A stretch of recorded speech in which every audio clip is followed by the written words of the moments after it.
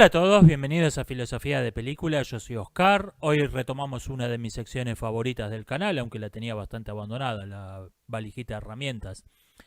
Vamos a ver 7 sesgos, 7 trampas del pensamiento en las que es muy fácil caer, en las que caemos con mucha frecuencia, cuando estudiamos hechos históricos. Entre ellos, de la historia de la filosofía, de la historia de las ciencias, de la historia del pensamiento en general.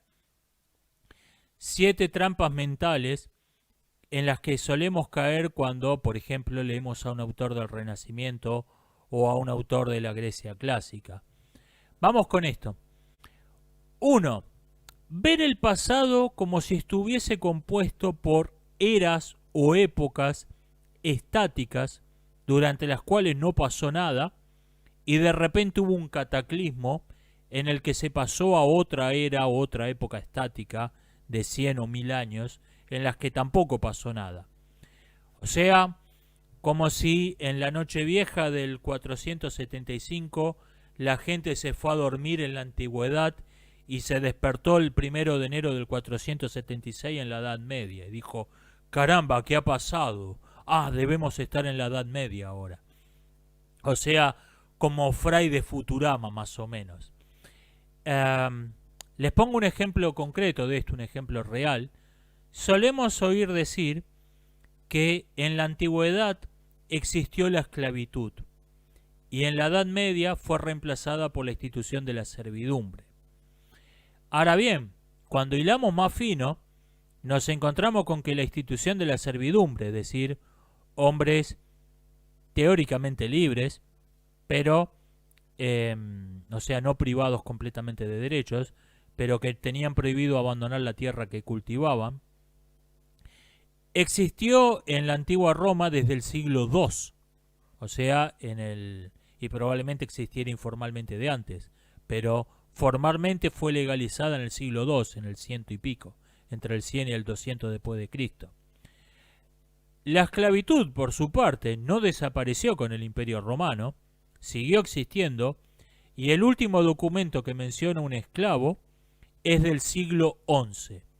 O sea, en Europa, en la época de las cruzadas, todavía había esclavos. ¿Tiene sentido hablar de la esclavitud en la antigüedad y de la servidumbre en la Edad Media? Sí, tiene sentido. Porque cada una de esas instituciones fue hegemónica, fue la principal en una época, mientras que la otra fue anecdótica, y hubo todo un periodo de transición en el medio. Ahora, ¿cuál es el problema con esta visión? Que parece hacer esta distinción, en la antigüedad había esclavos, en la Edad Media había siervos, parece como que el 1 de enero del 476 la esclavitud fue abolida, y todos los agricultores, todos los campesinos pasaron a ser siervos.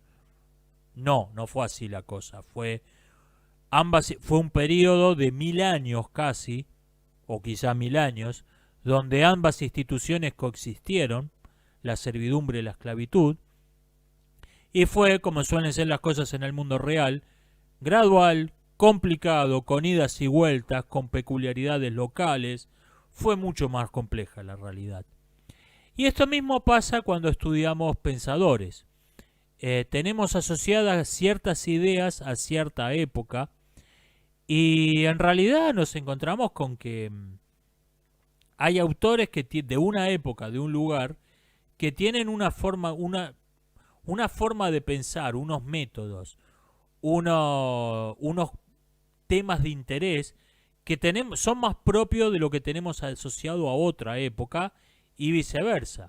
Por ejemplo, hagamos un experimento imaginario. Digamos que me dan a leer un texto de Roger Bacon, un artículo de Roger Bacon, y un pasaje de la imitación de Cristo, sin decirme qué es cada uno. Y me dicen, uno de estos autores vivió en la Edad Media y el otro vivió en el siglo XIX. ¿Cuál fue cuál?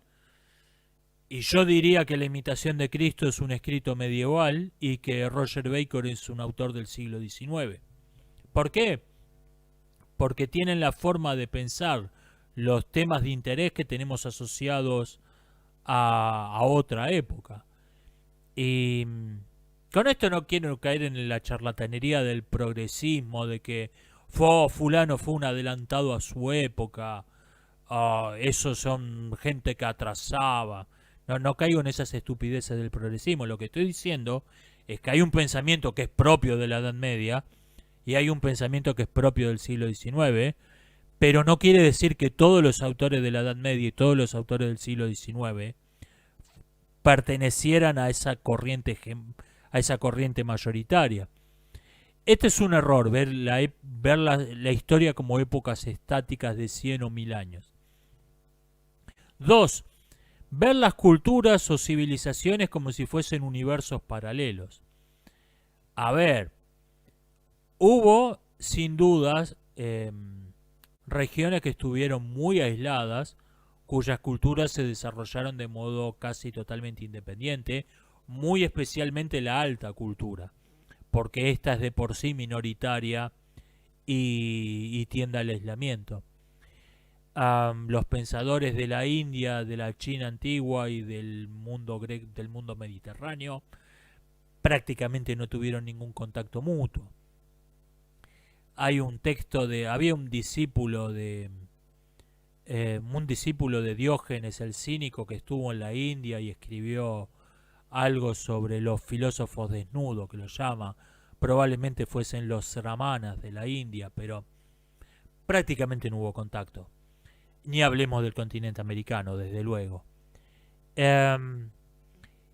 Pero esto es solo una cara de la moneda. También hubo mucho más contacto. Hubo gente viajando por todas partes, llevando toda clase de artefactos, llevando toda clase de ideas a todas partes. Yo esto me lo encontré, me puse a estudiar la historia del juego del ajedrez y me encontré que hubo mucho más comunicación entre distintas culturas del mundo antiguo y medieval del que solemos creer. Otras personas llegaron a la misma conclusión estudiando las formas de la poesía, o sea, el primer verso rima con el tercero. Estudiando esas estructuras de la poesía descubrieron que había mucho más influencia, en ese caso entre el mundo árabe y el mundo latino del que se suele creer, etcétera.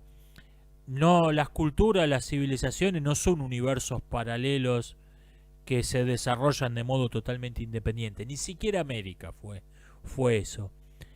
Desde luego, América fue el caso extremo, ¿no? El que más cerca estuvo del aislamiento total. Pero este es otro error en el que se suele incurrir, quise decir.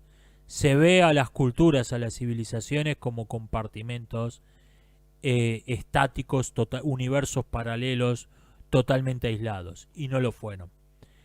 El otro, 2.1, 2b, llamémosle, el error contrario a este, es creer que los filósofos griegos tenían internet. O sea, creer, bueno, esto ya alguien lo habían pensado, por lo tanto este autor tenía que saberlo. No funcionaba así el mundo en la antigüedad. Tenemos, por ejemplo, hay una idea en astronomía que los tránsitos de Venus por el Sol ocurren exactamente con 8 años de diferencia, y por lo tanto, si medís 2 tránsitos y observás 2 tránsitos de Venus por el Sol y lo dividís por 8, podés calcular con bastante precisión cuánto dura el año solar. Bueno, esta idea fue como mínimo descubierta 4 veces. Algún tipo en el antiguo Egipto dijo, ¿cómo calculo la duración del año solar? Voy a medir los tránsitos de Venus. Otro tipo en el Valle del Indo dijo, ¿cómo puedo medir la duración del año solar? Los tránsitos de Venus. Algún griego o romano anónimo, ¿cómo puedo calcular cuánto dura el año solar? Los tránsitos de Venus. Y finalmente algún maya en Mesoamérica estaba pensando, ¿cómo podemos calcular cuánto dura el año solar? Los tránsitos de Venus. Sin saber que el mismo problema ya había sido planteado 3 veces y resuelto 3 veces. Y probablemente más, mínimo 4 veces. Esa idea fue como mínimo El problema de medir el año solar fue planteado como mínimo 4 veces y 4 pensadores distintos encontraron la misma solución, el mismo método de calcular la duración del año solar. Esto desde luego llevaba a un desperdicio mucho mayor de, de toda clase de recursos, de tiempo de observación, de gente pensando, de recursos económicos, porque estabas inventando lo que ya había sido inventado. Un mundo más comunicado te permite enfocarte en lo que, en vez de volver a descubrir y volver a inventar la rueda, te permite enfocarte en lo que está por descubrir todavía. Este es el error contrario, pero repito, el error principal es ver a las culturas, a las civilizaciones, como si fuesen universos paralelos que no tienen ninguna comunicación. En esto han contribuido mucho las hostilidades políticas, las hostilidades religiosas.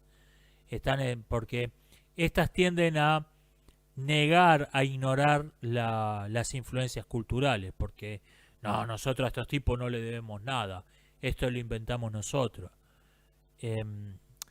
Están estos mitos de que, bueno, por ejemplo, los romanos tenían un mito que el escudo que usaban ellos, el scutum, que pasó a todos los idiomas modernos, pasó como sinónimo de arma defensiva, pero en realidad un scutum era un tipo particular de escudo.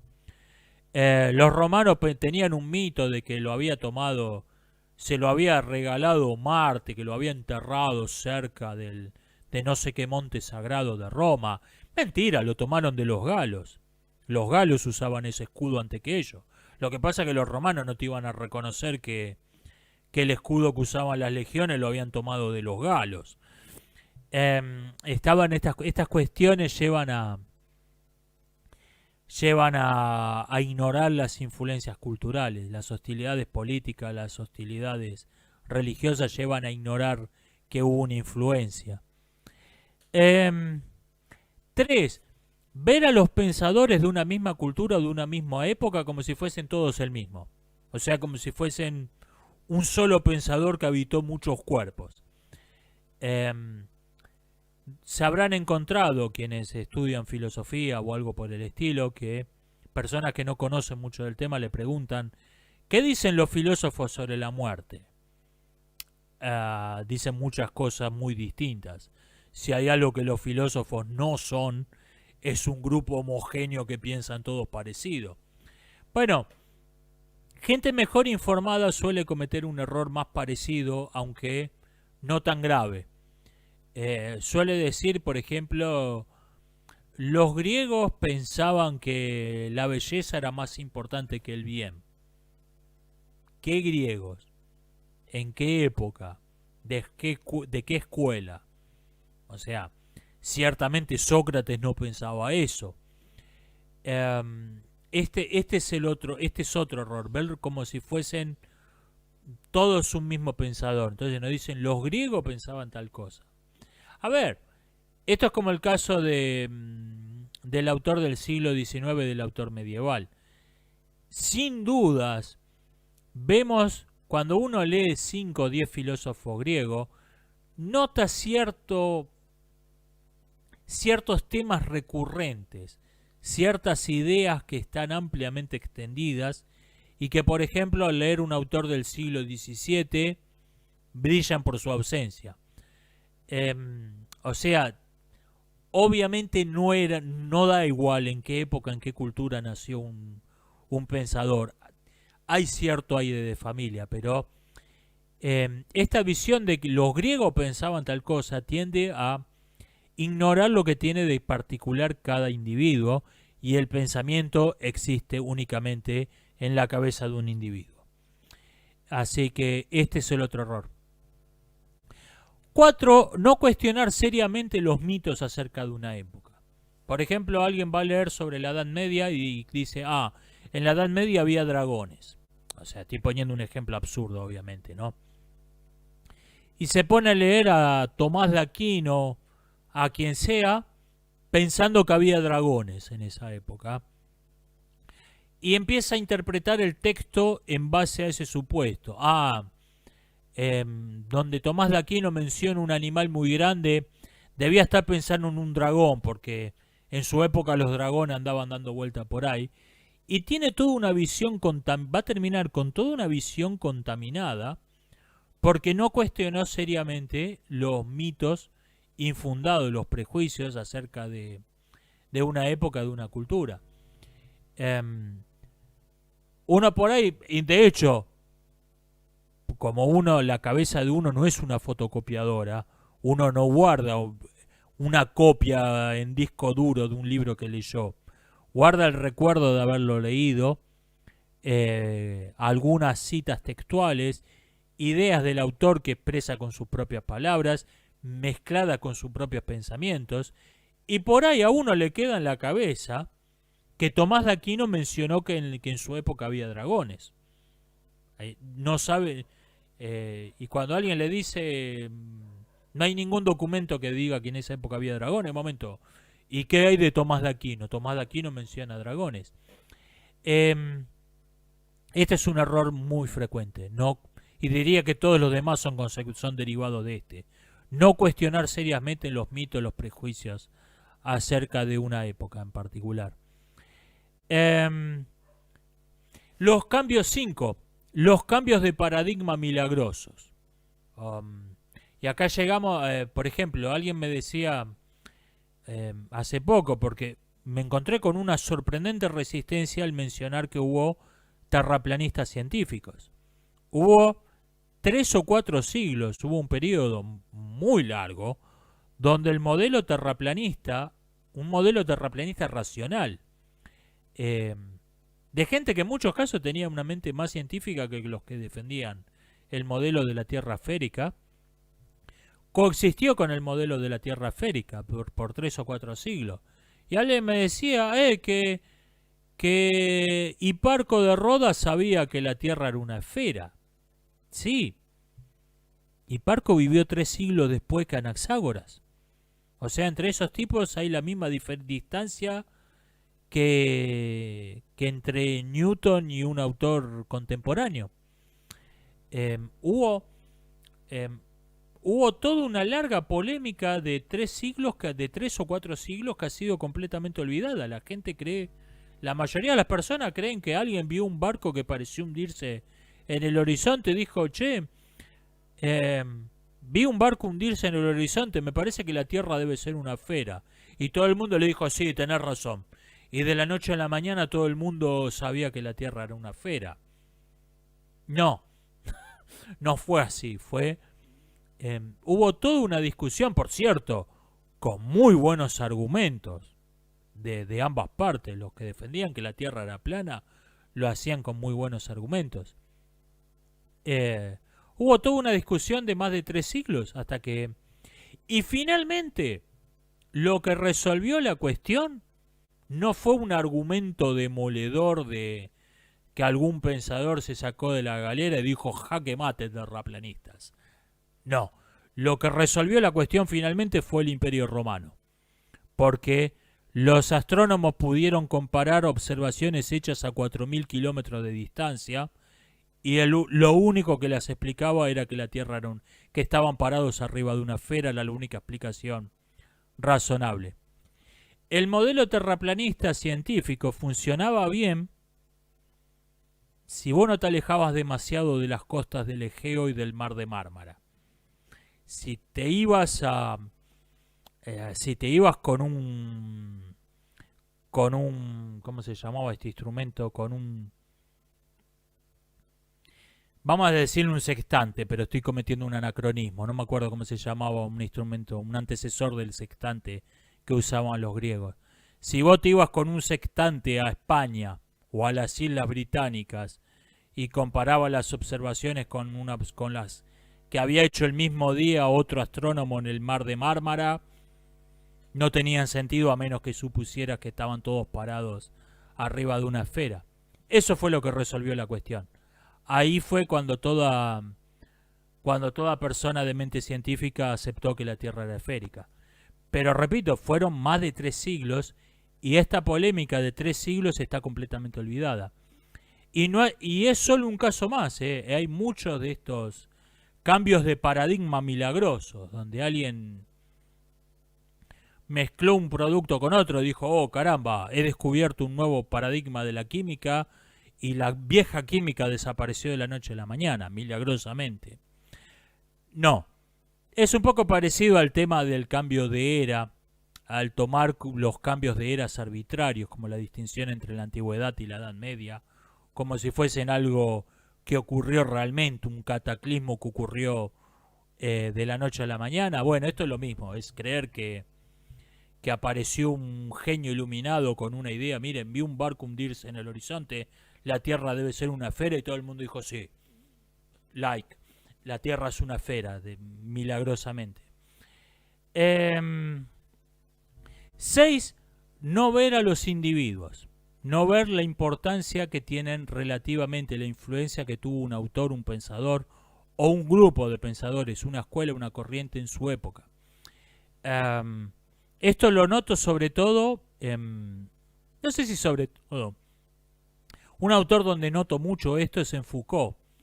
Foucault es un autor que exhuma líneas de pensamiento muy extrañas, prácticamente olvidadas hoy en día, y te dicen, miren, en este siglo hubo esta gente discutiendo este asunto y se publicaron un montón de libros sobre esto, fueron bastante influyentes, ok, pero ¿cuál fue la importancia relativa que tuvieron esos tipos? ¿Cuál fue la importancia relativa que tuvieron esas ideas?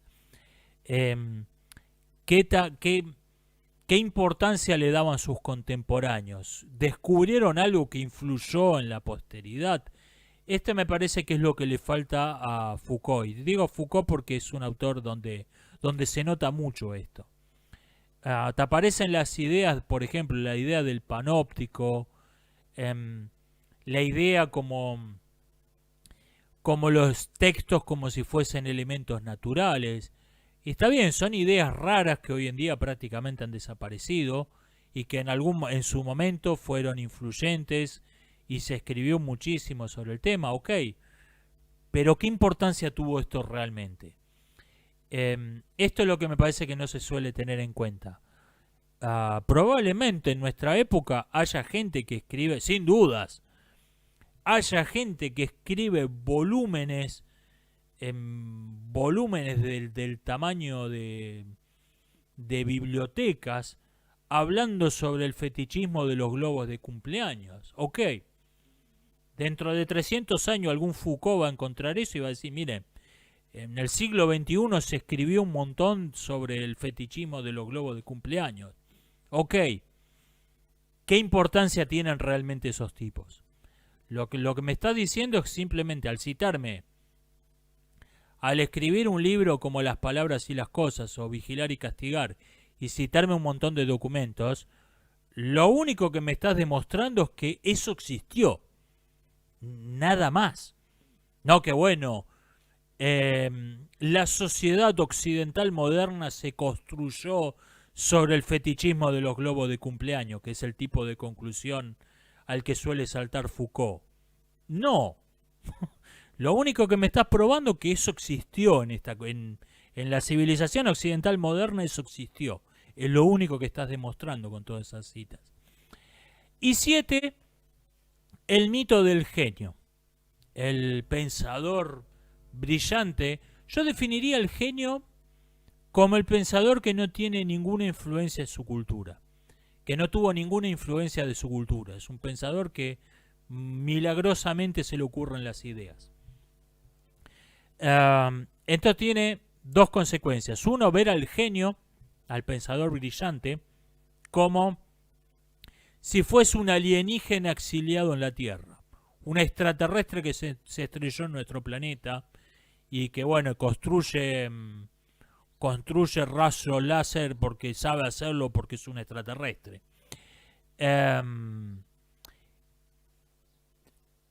Como el pensador genial, como si fuese un dios que nació entre los hombres. Por cierto, esto lo pensaba de sí mismo literalmente Empédocles de Agrigento. Creía que era un dios que había sido desterrado por sus colegas dioses y obligado a vivir una vida entre los mortales. Tremendo aparato, y eso no era lo más extraño de Empédocle de Agrigento. Pero me estoy yendo por las ramas. Está esta visión del genio, por ejemplo, lo vemos en estas anécdotas reales o inventadas, del genio cuando niño, poniendo en ridículo a sus profesores, porque es un genio y simplemente se le ocurren las cosas.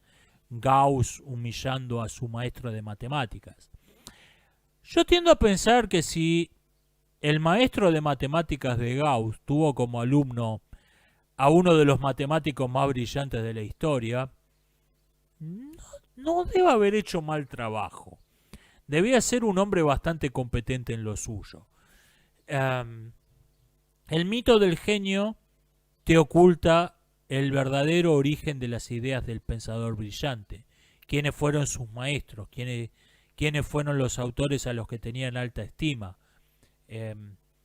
Como dijo Newton, si yo vi más lejos es porque estaba parado a hombros de gigantes. El mito del genio te oculta los gigantes y parece que estuviera bien el genio fuese un hombre con piernas de 15 metros. Como si los gigantes no existieran. Y el otro problema del mito del genio es que no te permite ver el verdadero origen de las ideas. Las ideas se desarrollan unas a través de unas de otras como si tuvieran vida propia. Una idea es como una semilla que empieza siendo un germen y va creciendo, se va desarrollando, va teniendo frutos. Esto a veces ocurre por completo en una sola cabeza, a veces no. A veces la idea va pasando de cabeza en cabeza y va creciendo. Cada cabeza la fertilizó unos días y pasó a otra cabeza y la idea fue creciendo. Es como la idea tiene vida propia. Tenemos, por ejemplo, ideas como ¿quién descubrió realmente la evolución biológica? ¿Quién postuló realmente la evolución biológica por selección natural? La selección natural como origen de la evolución biológica. ¿Quién fue realmente el que la postuló? ¿Quién descubrió realmente el principio de conservación de la energía? Son ideas que o no se les puede atribuir un autor o se les atribuye un autor totalmente arbitrario. Se las asocia a un apellido porque sí. Por motivos totalmente ajenos al pensamiento. Vamos a asociar esta idea a un pensador inglés antes que los franceses le asocien un apellido francés. Llamarle darwinismo a esa idea no tuvo otro origen que eso, pero en realidad nos encontramos con que esa idea aparece la semilla en Anaxágoras en la antigüedad clásica y va pasando de cabeza en cabeza hasta llegar a fines del siglo XIX, principio del siglo XX, a su formulación más acabada. Realmente no tuvo un autor, o tuvo muchos autores que tienen igual derecho a reclamarla como propia. Este es el otro problema del genio, el ver la idea como algo que bajó en un rayo de luz del mundo de las ideas y se materializó entre los humildes mortales en la mente del genio, de ese profeta laico que es el genio. Así que este es el séptimo y último gran sesgo, que es el mito del genio. Repito, yo no estoy libre de estos sesgos, es muy difícil evitarlos, todos caemos en estas trampas, pero si somos conscientes de que existen, quizás empecemos a caer un poco menos en ellas. Esto ha sido todo por hoy, nos estamos viendo, hasta la próxima.